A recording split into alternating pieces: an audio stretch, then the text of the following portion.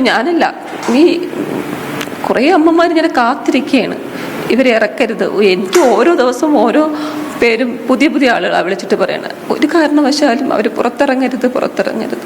അതിൻ്റെ മാക്സിമം ഞങ്ങൾ ചെയ്തു.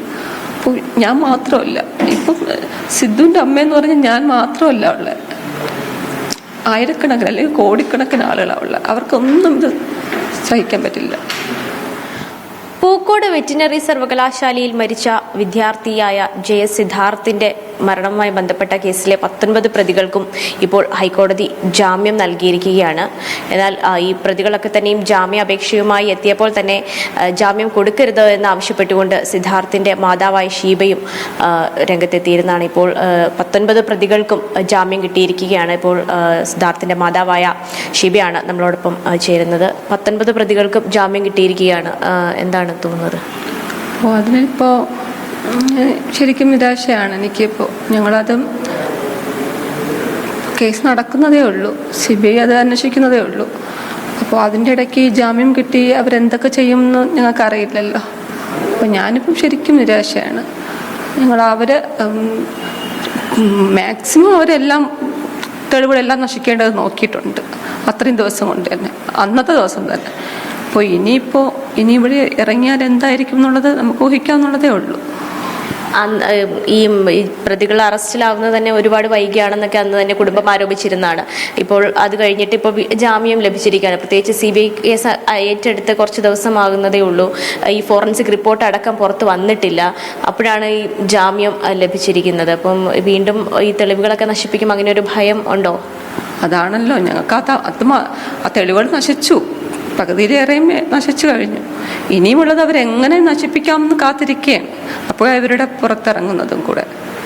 അപ്പോൾ ഞങ്ങൾ അവരെ പുറത്തിറങ്ങാതിരിക്കാൻ എന്തൊക്കെ ചെയ്യാൻ പറ്റുമോ അതെല്ലാം ചെയ്തുകൊണ്ടിരിക്കുകയായിരുന്നു. ഇതിപ്പം ശരിക്കും ഞാൻ നിരാശയാണ്. ഞങ്ങൾ ഇത്രയും ദിവസം അവർ അകത്താണെന്നുള്ള ഒരു സമാധാനം ഉണ്ടായിരുന്നു. ഇനിയിപ്പോൾ എന്ത് നടക്കുന്നു എന്നറിയില്ല.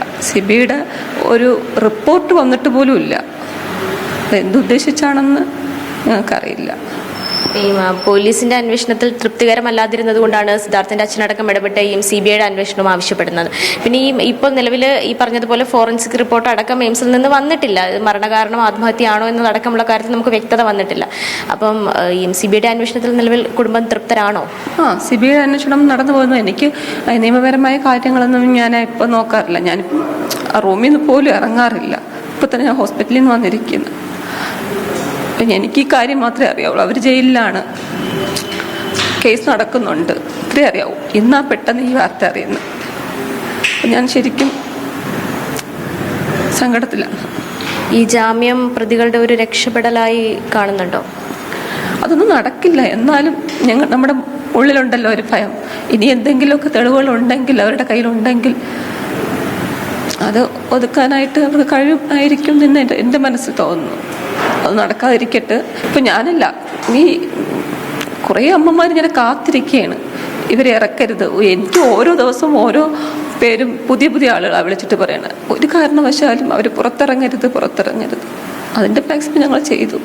അപ്പോൾ ഞാൻ മാത്രമല്ല, ഇപ്പം സിദ്ധുവിൻ്റെ അമ്മയെന്ന് പറഞ്ഞാൽ ഞാൻ മാത്രമല്ല ഉള്ളത്, ആയിരക്കണക്കിന് അല്ലെങ്കിൽ കോടിക്കണക്കിന് ആളുകളാണ് ഉള്ളത്. അവർക്കൊന്നും ഇത് സഹിക്കാൻ പറ്റില്ല.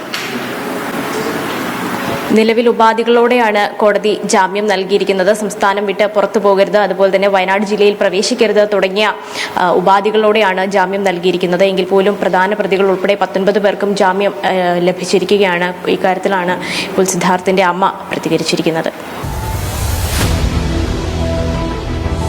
എണ്ണിപ്പറയും ഓരോ വോട്ടും.